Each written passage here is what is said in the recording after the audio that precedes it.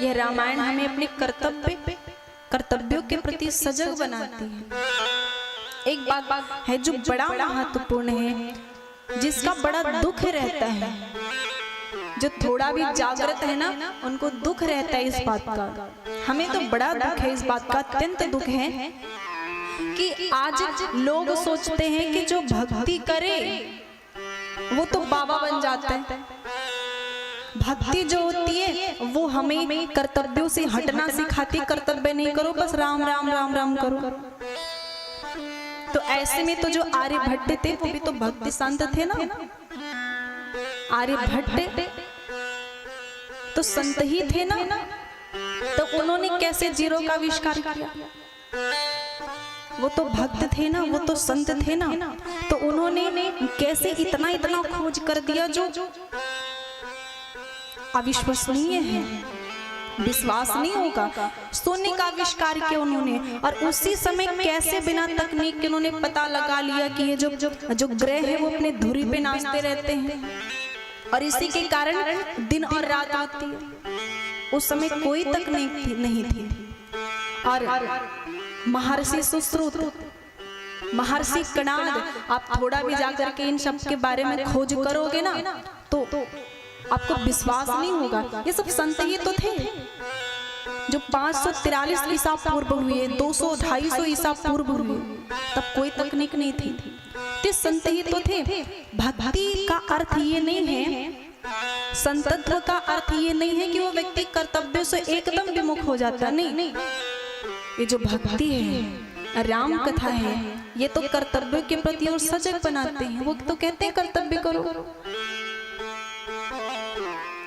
आपका कर्तव्य ही धर्म है।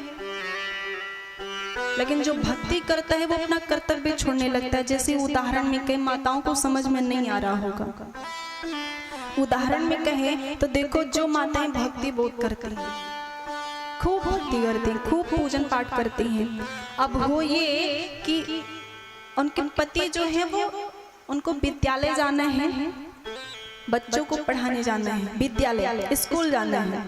अब वो माता जी हैं जो खाना बना के उनको नहीं दे रही, उनको 8 बजे जाना है पर वो खाना बना के नहीं दे रही, ये कह के कि हम तो पूजन कर रहे हैं। तो अब वो पूजन कर रही है तो खाना बना के नहीं देंगे। उसके बाद पति क्या करेगा बेचारा, वो खुद से कुछ कर पाएगा सो कर पाएगा, नहीं तो वैसे ही जाएगा।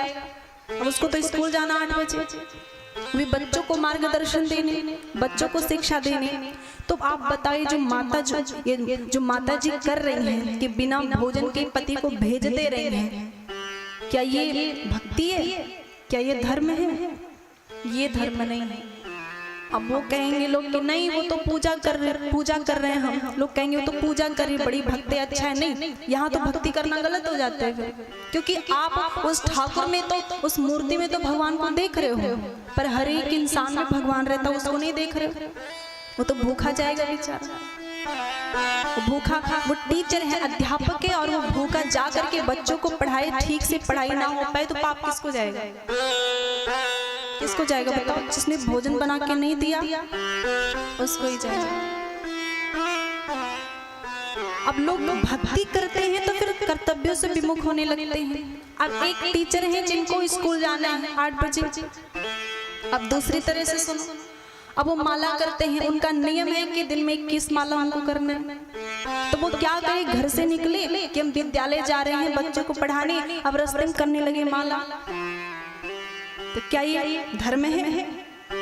धर्म नहीं है। अरे बाद में कर लेना माला, अभी कर्तव्य आपका, आप अध्यापक हो, आप जाकर के बच्चों को पढ़ाओ।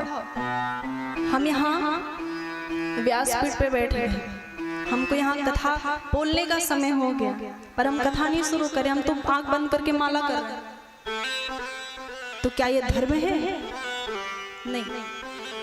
धर्म आपको आपके कर्तव्यों के प्रति सजग रहने को कहते हैं। ये भक्ति, ये रामचरितमानस सब कहते हैं अपने कर्तव्य पे डटे रहो। आपका कर्तव्य है माता पिता का सम्मान करो, उनकी आप सेवा करो।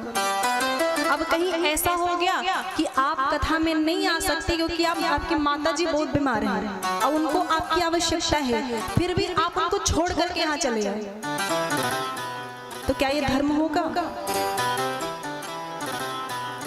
आपका कर्तव्य, अपना कर्तव्य करें,